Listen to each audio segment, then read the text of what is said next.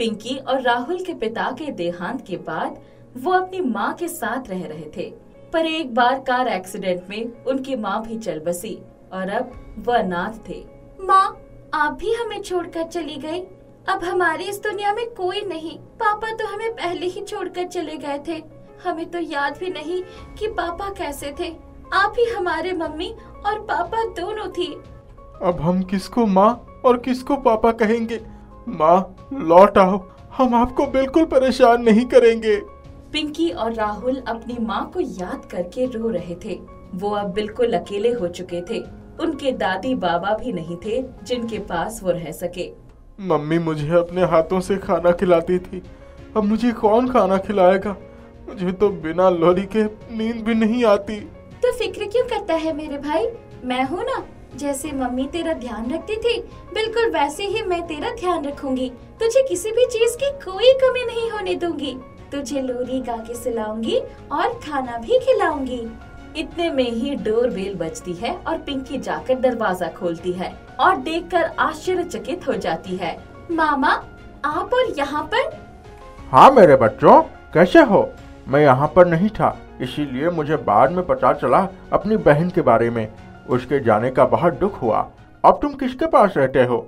मामा, हम भला किसके पास रहेंगे? हमारा है ही कौन? अकेले रहते हैं यहाँ पर। मम्मी पापा के जाने के बाद हम बिल्कुल अकेले हो गए हैं। अरे अकेले क्यों हो गए? हम दोनों हैं ना एक दूसरे के साथ। सही कहा पिंकी, तुम अकेले नहीं हो, तुम दोनों के साथ मैं हूँ। अभी तुम्हारा मामा जिंदा है, जब तक मैं हूँ तब तक तुम्हें कुछ भी नहीं हो सकता। मैं तुम्हें अपने साथ ही लेने आया हूँ। चलो अपना सामान पैक कर लो। ये सुनकर राहुल बहुत खुश हो जाता है, परंतु पिंकी परेशान हो जाती है। नहीं मामा जी, हम आपके साथ नहीं जा सकते। क्यों, क्या हुआ? मैं तुम्हारा मामा हूँ, तुम्हें मेरे साथ चलने में एतराज क्यों है? नहीं मामा जी, इस घर से हमारे माँ बाप की यादें जुड़ी हुई है। हम ये घर नहीं छोड़ सकते। यहाँ पर मुझे अपनी माँ के होने का एहसास होता है और ये एहसास मैं नहीं खोना चाहती। अब तो तुम्हारी माँ हमें छोड़कर जा चुकी है, उसकी यादों के सहारे ही जीना पड़ेगा। पर तुम्हें इन सब के लिए प्रैक्टिकल होना होगा और यहाँ से जाना होगा। मामा जी, दीदी सही कह रही है, हम ये घर नहीं छोड़ेंगे। तुम दोनों अभी बच्चे हो, तुम्हें दुनिया का पता नहीं है। अकेले कैसे रहोगे तुम दोनों? और अगर तुम्हारी माँ तुम्हें देख रही होगी तो तुम्हारे लिए बहुत दुखी होगी। उसे क्या खुशी होगी तुम्हें अकेला छोड़ते हुए? अगर तुम मेरे साथ रहोगे तो उसे खुशी होगी कि तुम दोनों अपने मामा के साथ हो। राहुल और पिंकी मामा के साथ जाने के लिए तैयार नहीं होते तो सचिन परेशान हो जाता है।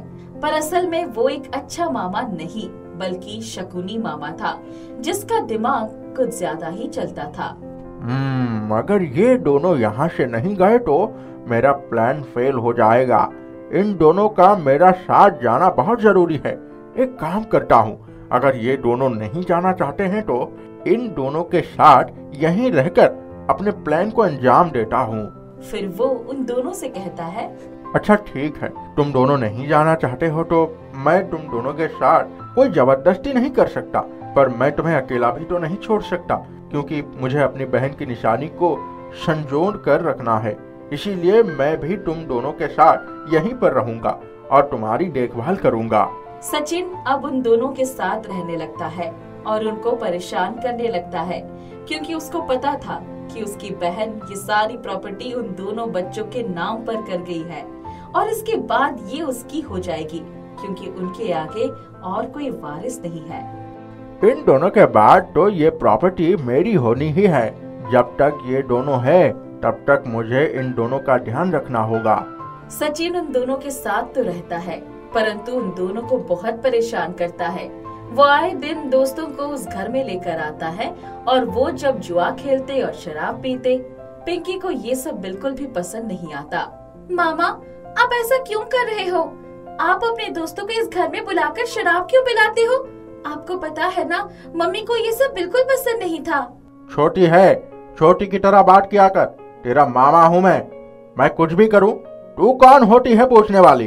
दीदी, मामा तो हमारा ध्यान रखने के लिए आए थे, पर ये तो हमारे ही पैसों पर ऐश करे जा रहे हैं। राहुल तो सच कह रहा है, मामा तो हमें परेशान कर रहे हैं।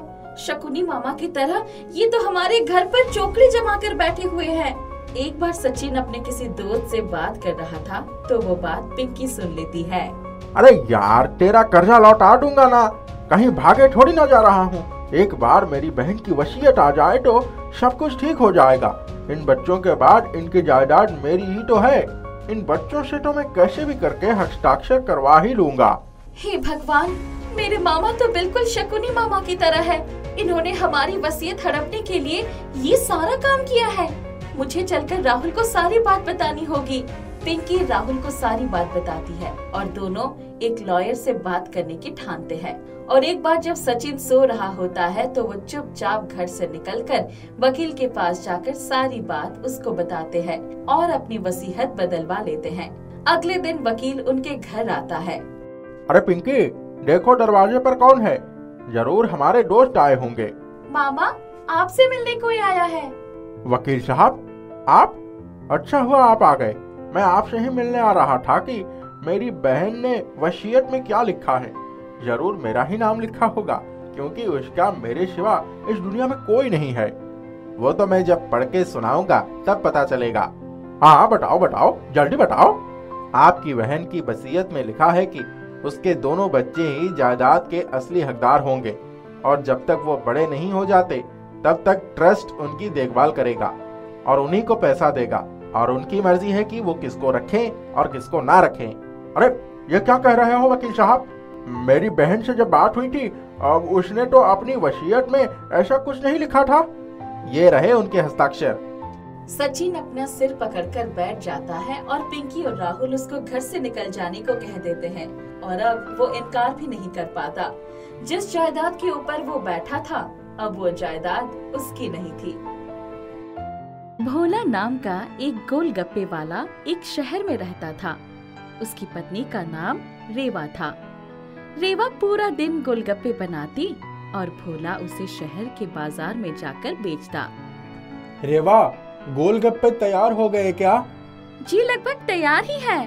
ठीक है, जल्दी दे दो, मैं आता हूँ थोड़ी देर में। बाजार में और भी बहुत से गोलगप्पे के ठेले थे। इस वजह से भोला के ठेले पर ज्यादा लोग नहीं आते थे। भोला के गोलगप्पे ज्यादा स्वादिष्ट भी नहीं होते थे। पता है रेवा, मुझे लगता है हमें हमारे गोलगप्पे को ज्यादा स्वादिष्ट बनाना पड़ेगा। बाजार में और भी बहुत स्वादिष्ट गोलगप्पे के ठेले हैं, इसी वजह से हमारी ज्यादा आमदनी नहीं होती। हमें हमारे गोलगप्पे को और स्वादिष्ट बनाना ही पड़ेगा। मैं तो उसमें अच्छा आटा और अच्छे आलू इस्तेमाल करती हूँ और पानी भी अच्छा इस्तेमाल करती हूँ। हमें गोलगप्पे बनाने की कोई नई तरकीब इस्तेमाल करनी पड़ेगी। मुझे लगता है कि हमें ज्यादा मेहनत करनी पड़ेगी और अलग अलग तरीकों से गोलगप्पे बनाने की कोशिश करनी चाहिए ताकि हम ज्यादा स्वादिष्ट गोलगप्पे बना पाएं। ठीक है, कल से मैं और अच्छे गोलगप्पे बनाने की कोशिश करूंगी। गोलगप्पे का और अच्छा मसाला बनाने की कोशिश करूंगी। इस तरह भोला और रेवा अपने गोलगप्पों को और बेहतर बनाने के लिए ज्यादा मेहनत करने लगे। भोला के ठेले के पास में ही मुन्ना का गोलगप्पा का ठेला था। मुन्ना के गोलगप्पे भी ज्यादा नहीं बिकते थे। उसके गोलगप्पे भी ज्यादा स्वादिष्ट नहीं होते थे। मुन्ना भी जब घर जाता तो अपनी पत्नी से कहता, हमारे गोलगप्पे ज्यादा स्वादिष्ट नहीं है, इसीलिए ज्यादा नहीं बिकते। हमें कुछ करना चाहिए। मैं तो बहुत मेहनत से गोलगप्पे बनाती हूँ, उसमें सब अच्छी चीजें डालती हूँ, पर पता नहीं फिर भी स्वादिष्ट नहीं बनते। और ज्यादा मेहनत और लगन से गोलगप्पे बनाओ। कुछ अलग तरकीब से गोलगप्पे बनाओ, अलग मसाला बनाओ। ठीक है, मैं और अच्छे गोलगप्पे बनाने की कोशिश करूँगी। इस तरह मुन्ना और भोला अच्छे गोलगप्पे बनाने की कोशिश करने लगे। दोनों हर रोज कुछ अलग अलग तरीके अपनाकर गोलगप्पे बनाते। कभी मसाला में कुछ नया करते, लेकिन दोनों के ही व्यापार में ज्यादा कुछ बढ़ोतरी नहीं हुई। एक दिन की बात है, भोला थका हारा अपने घर पहुंचा। क्या हुआ, आज अच्छी कमाई हुई या आज भी पहले जैसे ही हाल है? नहीं, आज भी कुछ ज्यादा कमाई नहीं हुई। लगता है और मेहनत करनी पड़ेगी। हाँ, हमें सब्र रखना पड़ेगा। रातों रात कोई कमाल तो नहीं होगा, हमें और मेहनत करते रहना होगा। हाँ बिल्कुल। उधर मुन्ना भी अपने घर पहुंचा तो उसकी पत्नी ने पूछा, क्या हुआ? आज अच्छी कमाई हुई या नहीं? नहीं, आज भी कोई अच्छा व्यापार नहीं हुआ। अब क्या करें? अब बहुत हो गया, अब हमें धंधा बदल देना चाहिए। मैं हर रोज ये नहीं झेल सकता। क्या कहती हो, तुम ही बताओ। जैसा आप चाहें, मुझे कोई एतराज नहीं। अगले ही दिन से मुन्ना ने गोलगप्पों का ठेला लगाना बंद कर दिया। मुन्ना ने मेहनत की, लेकिन उसने सब्र नहीं किया और जल्दबाजी में निर्णय लेकर ठेला बंद कर दिया। दूसरी ओर भोला और उसकी पत्नी ने अच्छा व्यापार ना होने के बावजूद सब्र किया और मेहनत करते रहे और आखिर एक वक्त आ ही गया जब उन्होंने एक स्वादिष्ट और सबसे अलग गोलगप्पे बना लिए। रेवा, ये वाले गोलगप्पे लोगों को बहुत पसंद आ रहे हैं। जो भी खाता है ये बोलता है कि ये गोलगप्पे सबसे अलग ही स्वाद वाले हैं। हमें यही गोलगप्पे ज्यादा से ज्यादा बनाने चाहिए। बहुत अच्छी बात है। चलो, हमारी मेहनत रंग लाई। हम अब और भी ज्यादा मेहनत करेंगे। बिल्कुल, हम जरूर इससे भी ज्यादा मेहनत करेंगे। अब भोला और रेवा पूरा दिन गोलगप्पे बनाते और शाम को भोला बाजार जाता और सारे गोलगप्पे बेच आता। अब उनकी कमाई बढ़ने लगी। भोला के गोलगप्पे बाजार में सबसे अच्छे गोलगप्पे कहलाने लगे। लोगों की लंबी कतार लगने लगी। भोला जितने भी गोलगप्पे ले जाता सब बिक जाते। कभी कभी तो गोलगप्पे कम पड़ जाते थे। लगता है अब मुझे 1-2 मजदूर की जरूरत पड़ेगी। गोलगप्पे बनाने के लिए भी मजदूर की जरूरत पड़ेगी। हाँ, अब हमें गोलगप्पे बनाने के लिए और लोगों की जरूरत है। मैं ढूंढता हूँ ऐसे लोगों को जो हमारे काम आए। ठीक है। इधर भोला का ठेला बहुत अच्छी तरह से चल रहा था और उधर मुन्ना ने गोलगप्पे का ठेला बंद कर दिया और कोई और काम ढूंढने लगा। भोला का ठेला इतना अच्छा चलने लगा कि उसे अब एक दुकान की जरूरत महसूस हुई। गोलगप्पे की बिक्री से उसके पास अच्छे पैसे आ गए थे। रेवा, अब ठेला छोटा पड़ रहा है। अब हमें एक दुकान की जरूरत पड़ेगी। तो आप बाजार में ही कोई अच्छी दुकान देख लीजिए और उसे खरीद लीजिए। हाँ, वैसे ही करते हैं। इधर भोला ने एक दुकान भी खरीद लिया और उधर मुन्ना अभी भी काम की तलाश कर रहा था। एक दिन उसकी मुलाकात भोला से हो गई। भोला ने पूछा, अरे मुन्ना, कैसा चल रहा है गोलगप्पे का ठेला? वो तो कब का बंद कर दिया मैंने। अभी तो कोई काम ढूंढ रहा हूँ। बंद कर दिया? मगर क्यों? कुछ अच्छी कमाई नहीं हो रही थी और बाजार में कितने ठेले हैं गोलगप्पे के, इसीलिए बंद कर दिया। तुम्हारा ठेला तो बहुत अच्छा चल रहा है, बहुत नाम हो गया है तुम्हारा। तुम्हारे गोलगप्पे इतने स्वादिष्ट हैं कि जादुई गोलगप्पे के नाम से पुकारने लगे हैं लोग। बस सब भगवान का आशीर्वाद है। मुन्ना, मुझे भी काम करने वाले कुछ लोगों की जरूरत है। क्या तुम करोगे? हाँ, जरूर करूँगा। और ऐसे करते करते भोला ने बाजार में एक दुकान खरीद ली और उसमें मुन्ना को काम पर लगा दिया। भोला के जादुई गोलगप्पे पूरे शहर में प्रसिद्ध हो गए। एक गांव में दिनेश नाम का व्यक्ति पापड़ी चाट का ठेला लगाता था। उसके ठेले पर लोगों की भीड़ लगी रहती थी। उसकी पापड़ी चाट की गांव भर में चर्चा रहती थी। दिनेश बहुत ही मेहनत और लगन से ठेले का काम संभालता, जिसमें उसकी पत्नी शांति भी उसका साथ देती थी। शांति, ओ शांति, पापड़ी चाट के लिए आलू ले आया हूँ। यहाँ आंगन में रखे हैं, मैं नहाने जा रहा हूँ। ठीक है जी, आप नहा लीजिए, तब तक मैं इन आलूओं को उबालने रख देती हूँ। दोनों पति पत्नी लगन से काम करते। सब कुछ अच्छा चल रहा था, लेकिन उनकी खुशी ज्यादा दिन नहीं रही। दिनेश के ठेले के बगल में सुरेश नाम के व्यक्ति ने भी पापड़ी चाट का ठेला लगाना शुरू कर दिया। सुरेश अपनी पापड़ी चाट में न जाने ऐसा कौन सा मसाला डालता कि लोग अब दिनेश के ठेले को छोड़कर सुरेश के ठेले पर जाने लगे। सुरेश के ठेले पर ना तो दिनेश के ठेले जैसे साफ सफाई थी और ना ही सुरेश अपनी सब्जियां उसमें डालता था, लेकिन फिर भी लोग उसकी पापड़ी चाट के दीवाने हो गए थे। आओ आओ, 20 रुपए प्लेट, 20 रुपए प्लेट, स्वादिष्ट पापड़ी चाट के मजे ले लो। क्यों इतनी मेहनत कर रहे हो? इतना गला फाड़ कर चिल्लाने से कुछ नहीं होगा। तुम जितनी भी कोशिश कर लो, लोगों को मेरे जैसे पापड़ी चाट नहीं खिला पाओगे। मैं जानता हूँ तुम लोगों को लूट रहे हो, उनकी सेहत के साथ खिलवाड़ कर रहे हो। देखना, एक दिन जब लोगों को तुम्हारी असलियत पता चलेगी ना, तुम बहुत पछताओगे। मेरी असलियत? लोग मुझे नहीं, तुम्हें यहाँ से भगा देंगे। दिनेश बहुत परेशान रहने लगता है। उसे समझ नहीं आता कि आखिर वो कैसे लोगों को पहले जैसे अपने ठेले पर बुलाए। परेशान मत हो जी, जल्दी ही सब कुछ ठीक हो जाएगा। समझ नहीं आता कैसे ठीक होगा। मैं आखिर ऐसा क्या करूं कि लोगों को अपनी पापड़ी चाट की तरफ आकर्षित कर सकूं। आप ऐसा क्यों नहीं करते? ये काम छोड़कर कोई और काम कर लो। ये क्या कह रही हो शांति? इस काम के अलावा मैं कोई और काम करने के बारे में सोच भी नहीं सकता। दिनेश रोज अपनी पापड़ी चाट के ठेले पर जाता और ग्राहकों को अपने ठेले पर आने के लिए आवाज लगाता, लेकिन उसके ठेले पर इक्का दुक्का ही ग्राहक रहते, जबकि सुरेश के ठेले पर ग्राहकों की भीड़ लगी रहती। एक दिन दिनेश अपने ठेले के पास उदास बैठा था कि तभी वहाँ एक बूढ़ा व्यक्ति आता है। वो बहुत हाँफ रहा था। बेटा, थोड़ा पानी मिलेगा क्या? हाँ हाँ बाबा, क्यों नहीं, आप यहाँ आराम से बैठिए, मैं अभी पानी लाता हूँ। दिनेश उसे पानी देता है। बूढ़ा गटक कर सारा पानी पी जाता है। बहुत भूख लगी है बेटा, क्या कुछ खाने को दे सकते हो? दिनेश उसे एक प्लेट पापड़ी चाट खिलाता है। वाह, ये पापड़ी चाट खाकर तो मजा आ गया। बहुत ही स्वादिष्ट पापड़ी चाट बनाते हो तुम। लेकिन इतनी स्वादिष्ट पापड़ी चाट बनाने के बाद भी तुम्हारे ठेले पर एक भी ग्राहक नहीं, और उस सामने वाले ठेले पर ग्राहकों की भीड़ लगी है, ऐसा क्यों?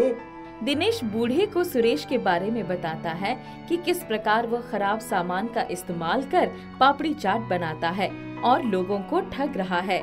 बूढ़ा कुछ सोचकर दिनेश को एक पोटली देता है। उसमें बिना चटनी के सूखी पापड़ी चाट होती है। ये लो बेटा, और अब तुम इस चाट को अपने मसाले के साथ तैयार करो, और देखना कैसे इस चाट की खुशबू से लोग तुम्हारे ठेले की ओर आकर्षित होते हैं। लेकिन ये तो केवल एक प्लेट ही बनेगी, और यदि किसी और ने भी मांगा तो मैं कैसे दूंगा? तुम चिंता मत करो, ये पोटली हमेशा सूखी पापड़ी चाट से भरी रहेगी। तुम जब भी चाहो इस पोटली में से सूखी पापड़ी चाट निकाल सकते हो। क्या सच में इस पोटली में हमेशा पापड़ी चाट भरी रहेगी? हाँ, ये पोटली तुम्हें हमेशा पापड़ी चाट देगी, लेकिन तब तक जब तक कि तुम्हारे ठेले पर पहले के समान ग्राहक नहीं आने लगते और इस सुरेश की सच्चाई लोगों के सामने नहीं आ जाती। जब सब ठीक हो जाएगा, इस पोटली की पापड़ी चाट अपने आप ही खत्म हो जाएगी। दिनेश बूढ़े व्यक्ति को बहुत धन्यवाद करता है। बूढ़े के जाने के बाद दिनेश उसके कहे अनुसार पोटली में से सूखी पापड़ी चाट निकालकर उसमें अपने हाथ से उसमें दही, आलू, चटनी और कुछ मसाले डालकर एक प्लेट तैयार करता है। वह आवाज लगाने ही लगता है कि उससे पहले ही उस पापड़ी चाट की खुशबू से एक व्यक्ति उसके ठेले पर आता है। अरे भाई, ये पापड़ी चाट की प्लेट कितने की देते हो? 20 रुपए के हैं भैया, एक प्लेट देना मुझे। व्यक्ति बड़े चाव से पापड़ी चाट खाता है। बहुत ही स्वादिष्ट, मजा आ गया। तभी वहाँ एक अन्य व्यक्ति आता है। भाई, एक पापड़ी चाट मेरे लिए भी लगा देना, खुशबू तो बड़ी अच्छी आ रही है। दिनेश पापड़ी चाट की एक और प्लेट बनाता है। वाह भाई, मजा आ गया, ऐसी पापड़ी चाट तो मैंने कभी नहीं खाई। देखते ही देखते वहाँ लोगों की भीड़ लग जाती है। दिनेश को एक क्षण की भी फुर्सत नहीं मिलती। लोग एक के बाद एक पापड़ी चाट का ऑर्डर करते जा रहे थे। ये सब देखकर सुरेश बहुत ही आग बबूला हो रहा था। शाम को दिनेश खुशी खुशी घर जाता है। ये लो भाग्यवान, आज तो बहुत अच्छी कमाई हुई है। अरे, ये आज की कमाई के पैसे रखो तुम। अरे, ये चमत्कार कैसे हुआ जी? दिनेश शांति को बूढ़े की दी हुई पापड़ी चाट के बारे में बताता है। शांति दिनेश की बात सुनकर बहुत खुश हो जाती है। अब दिनेश के ठेले पर पहले से ज्यादा ग्राहकों की भीड़ लगने लगती है। दिनेश पूरा चाट बनाने में व्यस्त रहता है। अब सुरेश के ठेले पर एक भी ग्राहक नहीं आता। सुरेश बहुत कोशिश करता है लोगों को अपने ठेले पर बुलाने की, लेकिन सब व्यर्थ जाता है। सुरेश समझ जाता है कि अब लोग उसके झांसे में नहीं आने वाले और वो वहाँ से कहीं और चला जाता है। दिनेश के ठेले पर पहले के समान ग्राहकों की भीड़ लगने लगती है। जिससे अब दिनेश पहले के समान ही मेहनत और लगन से काम करने लगता है। उसकी जादुई पापड़ी चाट जल्दी ही गायब हो जाती है।